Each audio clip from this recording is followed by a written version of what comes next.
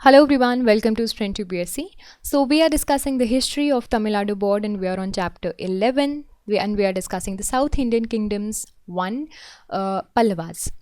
इस सेशन में हम नरसिंह वर्मन 2 के बारे में समझेंगे और यू कैन से राजसिम्हा के बारे में समझेंगे उनका, और फिर इसके बाद हम एज अ होल एडमिनिस्ट्रेशन पढ़ेंगे of the Pallavas. So these things will be discussed in this session. In the upcoming session, in the upcoming session we are going to discuss the society, education, literature, art, architecture and fine arts. So these will be discussed in the next session. In today's session we will discuss Narasimha Varman II and administration of Pallavas. So Narasimha Varman II और राजसिम्हा, इनका जो time है वो 695 से 722 AD तक चला. Narasimha Varman 1 was succeeded by Mahendra Varman 2. ये आपको याद रखना है, यानी कि ऐसा नहीं था कि नरसिंह वर्मन 1 के बाद 2 आ गए, इनके बाद आए थे महेंद्र वर्मन 2, है ना. ये याद रखना. देखो पहले थे महेंद्र वर्मन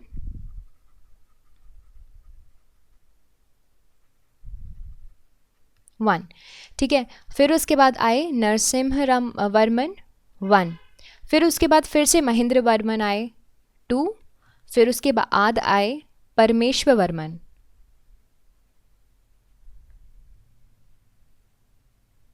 और ये 1 थे. फिर उसके बाद आए आपके 2, यानी कि नरसिंह वर्मन 2, फिर उसके बाद आए. बीच के लोगों को हम पढ़ नहीं रहे. And during that time Pallava Chalukya conflict continue कर रही थी. एंड फिर उसके बाद जब नरसिंह वर्मन 2 आए, वो पल्लवा किंगडम के रूलर बन गए. उनको राजसिम्हा भी बोलते हैं. तो ये टाइटल्स थोड़े याद रखिएगा, अच्छा हेल्प करेंगे आपके एग्ज़ाम में एंड स्पेशली आपके आंसर राइटिंग में भी. इनकी जो रिजीम थी वो काफ़ी पीसफुल थी and he convinced more interest in developing the art and architecture. तो इनका फोकस आर्ट आर्किटेक्चर में ज़्यादा था. शोर टेम्पल मल्लापुरम में जो बना है and the Kali Santna temple at Kanchipuram, they were built during this period and his period. and ये इनके बारे में हम आर्किटेक्चर में अच्छे से पढ़ेंगे, टेम्पल्स के बारे में, ठीक है. These are the main features. तो ये सब इनके टाइम पर ही बने हैं. उसके बाद आर्ट और लेटर्स के काफ़ी अच्छे पैटर्न थे. बड़ा अच्छा मज़ा आता था इनको आर्ट्स लेटर्स में. वेरी फेमस संस्कृत स्कॉलर दानदिन, बोला जाता था कि इनके कोर्ट में हुआ करते थे ये. इन्होंने एम्बेसीज भेजी चाइना में. मैरीटाइम ट्रेड इनके टाइम पे काफ़ी अच्छा फ्लरिश हुआ. राजसिम्हा ने टाइटल्स रखे. कैसे टाइटल्स थे इनके पास? शंकर भक्त, वाद्य विद्याधारा, अगाम प्रिया, ठीक है. ये किसके टाइटल्स हैं? नरसिम्हा वर्मन 2 के. इनके बाद ही वो सक्सीडेड बाय परमेश्वर वर्मन 2 एंड नंदी वर्मन 2. ये आप याद रखिए कि देखिए इनके ना नाम सेम हुआ करते थे, 1-2 लगा है. तो इनके बाद ये लोग आए. पल्लवा रूलर यूजुअली लास्ट किए till the end of 9th century AD. 9th century AD तक ये लास्ट किए, यानी कि नरसिंह वर्मन 2 के बाद आपको परमेश्वर वर्मन आ गए, नंदी वर्मन आ गए, और 9th century तक मेजरली ये रूल किए. फिर उसके बाद आदित्य 1 ने लास्ट रूलर था जो थे यहाँ के, जिनका नाम था अपराजिता, ठीक है. अब अपराजित नाम है, ज़रूरी नहीं है कि हार नहीं सकते. पराजित हो गए किससे? चोला किंग आदित्य 1 से. एंड इनसे जो कांची रीजन है, बहुत ही इंपॉर्टेंट रीजन था, जैसे कि हमने देखा सबने बहुत ही अच्छे से डेवलप किया इसको ले लिया इन्होंने. और फिर यही जो टाइम था जब से आपका जो Chola south Indian king of the Pallava time है वो ख़त्म हो गया और फिर चोला किंग आ गए, ठीक है. नाउ ये हो गए हमारी पूरी पॉलिटिकल हिस्ट्री, यानी कि क्रोनोलॉजी समझ ली हमने. किस तरह से मेजर और इम्पॉर्टेंट हमने क्या पढ़ लिए? हमने पढ़ लिए रूलर्स और उनके मेजर फीचर्स जो कि ज़रूरी है. Now we will discuss about as a whole administration कैसा था, है ना. तो पल्लवा सिस्टम के टाइम पर एडमिनिस्ट्रेशन काफ़ी ज़्यादा ऑर्गेनाइज था. States like were divided into kottam, है ना. एंड कोटम में भी ऑफिसर्स अपॉइंट किए जाते थे. और ये ऑफिसर्स कौन अपॉइंट करता था? ये ऑफिसर्स अपॉइंट करता था किंग. किंग था सेंटर ऑफ एडमिनिस्ट्रेशंस और किंग को भी असिस्ट करते थे मिनिस्टर्स, ठीक है. तो ऑफ कोर्स जिस तरह का सिस्टम अब तक हम देखते आ रहे हैं, किंग असिस्टेड बाय मिनिस्टर्स, ठीक है। ऊपर से इनकी जो टेरिटरी है उसको डिवाइड कर दिया इन्होंने कोट्टम में, and Kottam is held by officers in charge. Okay, अब बात करते हैं जस्टिस की। तो he was a fountain of justice, and also यहाँ पे अगर हम आर्मी की बात करें तो आर्मी की ट्रेनिंग काफ़ी अच्छे से वेल मेंटेन्ड थी। जब हम वेल मेंटेन्ड बोलते हैं ना कि आर्मी की ट्रेनिंग वेल मेंटेन थी, तो इसका मतलब है वो आर्मी को विद अ सफिशेंट टाइम नए नए टूल्स से जो है इंट्रोड्यूस करवाया जाता था और ट्रेन किया जाता था। He provided land grants to the temples known as Devadhana and also the Brahmins known as Brahmadeya।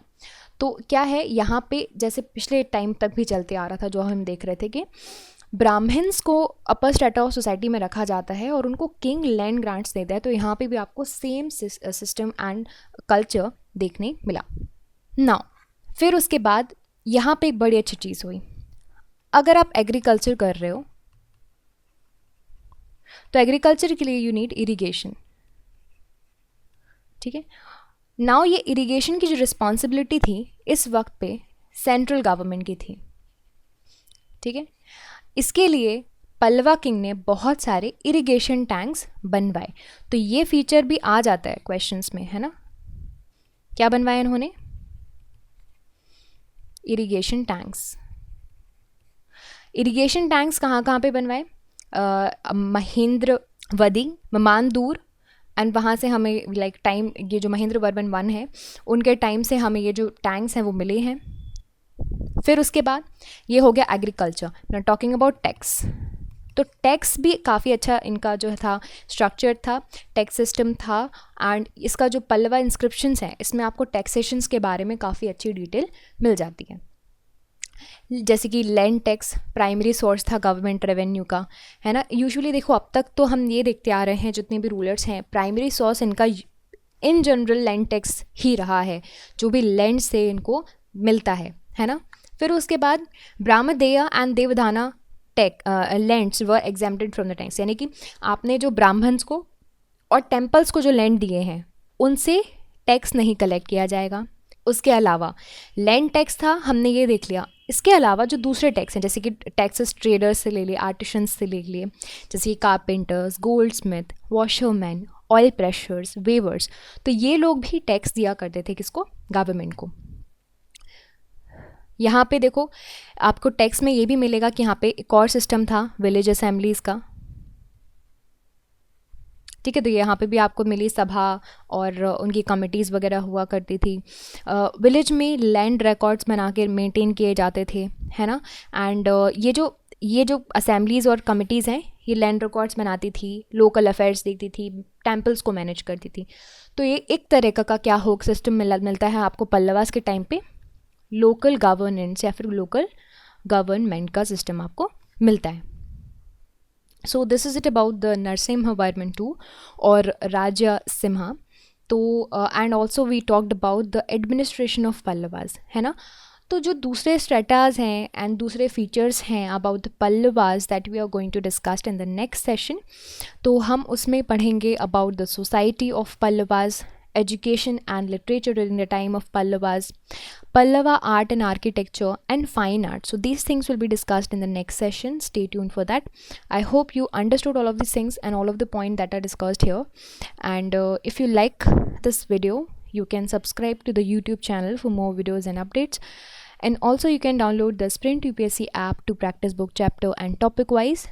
Remember candidates, just reading books and watching videos are not going to help you out unless you practice thoroughly. So identify your mistakes and work to improve your performance. And Sprint UPSC is the perfect app to do all of this.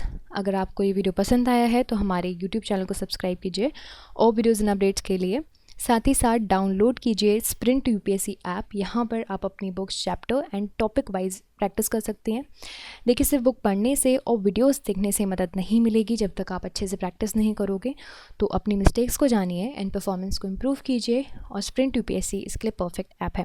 I will see you in the next video. Thank you very much.